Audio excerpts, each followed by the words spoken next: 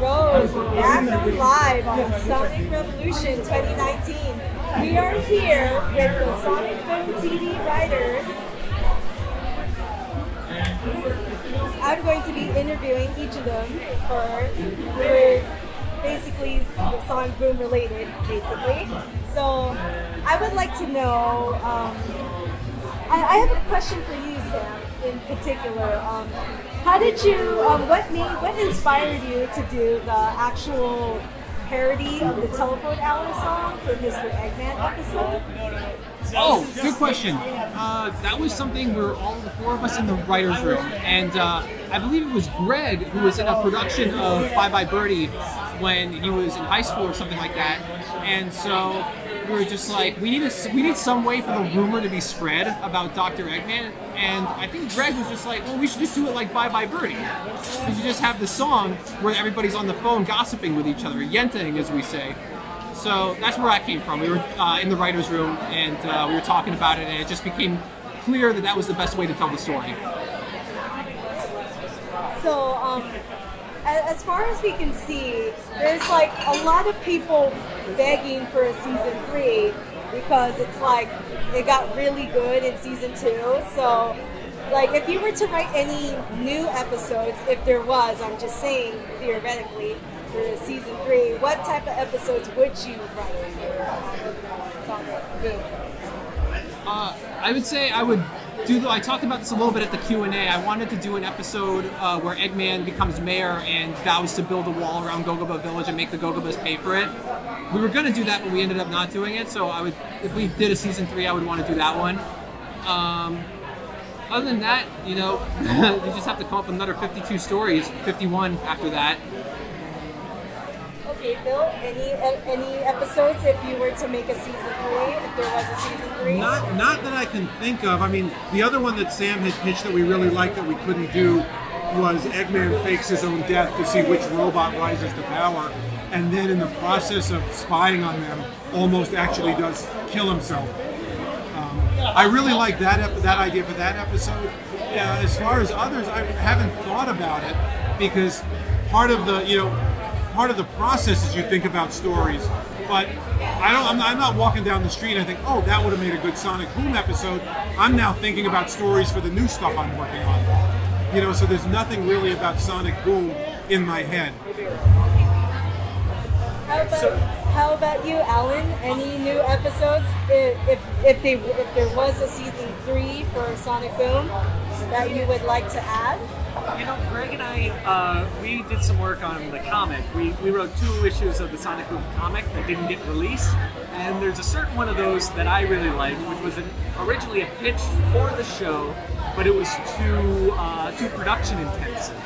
Maybe on a higher budget season 3 we could do it. Very briefly, it was Eggman tries to build a time machine, but fails, and it's just a vehicle. It's just a ship that flies, and he flies it directly into a science fiction convention, at which point he comes out and thinks he has traveled forward in time. And so, yeah. So Eggman is like fraught with the complications of fracturing the space-time continuum and trying to desperately get back to where he was, which is where he is the whole time. And the production couldn't do that because they didn't want to do a whole convention. How about you, Greg? Well, I guess I'll explain the other comic that we didn't come to fruition. It was called, what was it called? Oopsie Daisy. Oopsie Daisy. So Knuckles was trying to shoot a viral video, and it went horribly awry. Oh no, he was shooting. What was it? He was shooting a workout video. He was shooting a workout video that went horribly awry, and then went viral, and then Eggman decided he was going to make an even more viral video himself.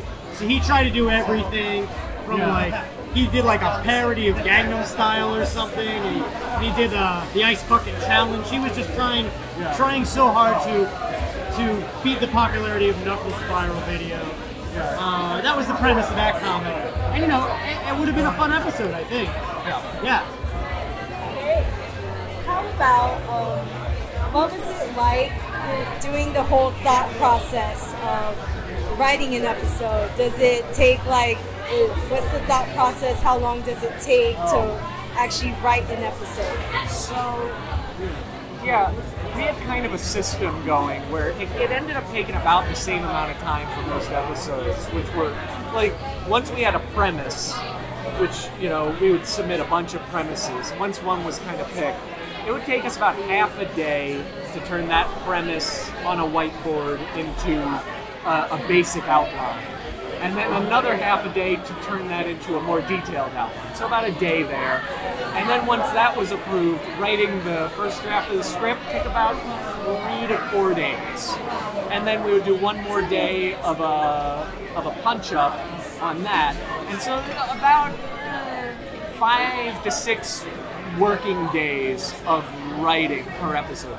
But they're also spread out with weeks of waiting for approvals, you know? So that's why in animation you work on so many episodes at once, because they're all kind of up in the air at different points of approval. And so you just sort of move on. Everybody loved that answer. Yeah. I would like to know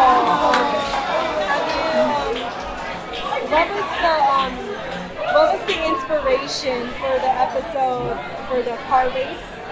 The car race. Oh boy. You want to take that, Bill?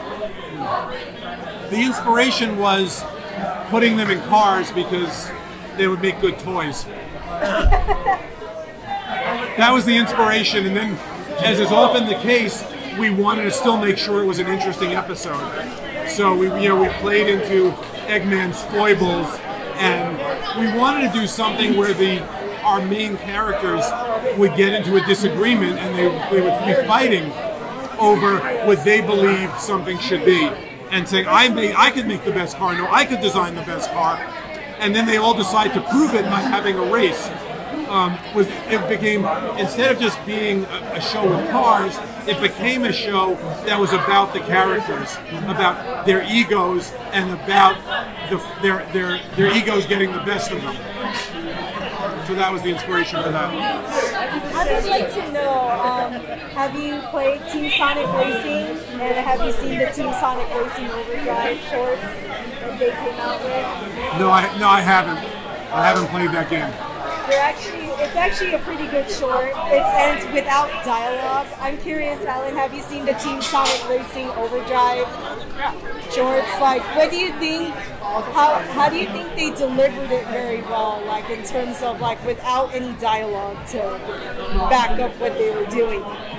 Well, listen, we all know that Tyson is extremely talented, so we knew he was going to do a good job.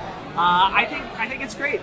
I selfishly, I wish there was dialogue, just because I'm a writer, and I look at it and I wish I could be involved in something. But no, I think it's awesome. What do you think? Well, I think, like Alan said, we know Tyson Hess is going to do a great job with anything. His animation style is so dynamic and exciting, and it's got this great bounce and stretch 2D style that we don't see in enough cartoons anymore. Yeah, so yeah, it just generally feels more dynamic, and I really think he did a great job with this stuff. But yeah, I wish there was dialogue and that we were hired to do it. but what are you gonna do? I'm curious. Did you have like a favorite part in the Team Sonic Racing Overdrive? Like what was pretty funny about the moment? Oh, you know, when Shadow just sort of like just gives up and just kind of like vanishes and then just walks over. Oh yes, that part. Yeah, that was my favorite. Did you have a favorite part? Did I have a favorite part? I don't know. I mean, the whole thing was really a lot of fun. I mean, anytime Big was on screen, Big was on the street. Kind of got a big laugh from me. So. Because I believe my favorite part was like when Shadow and Knuckles were just like ganging up on each other as soon as Knuckles landed right next to him. I'm like, oh, this is so adorable. It didn't need dialogue. It was like perfectly timed when I saw it. I just like the fact that it was I felt bad for the Chow at the end that Shadow stole the popcorn from the Chow. I was like, oh, the poor Chow. So, like, I'm curious, if there was like what type of shorts would you guys write? Like, you know, just really short ones, like kind of like what they do with like Team Sonic Racing Overdrive and Sonic Mania Adventures. What type of short stories without dialogue or something would you? Oh, man. I think I need more time to work on that idea. You're asking us to pitch our shorts to Sega right now? I don't know. I guess, you know, I would like to do some of those Sonic Says PSAs. I would like to bring those back as shorts, kind of like parody public service announcements of Sonic teaching children life lessons. You know, probably, you know, just like about stupid stuff. Make sure to chew your food completely before swallowing. Sonic Says. You know, I actually tried to get those for Sonic Boom. Oh, really? To do parody ones.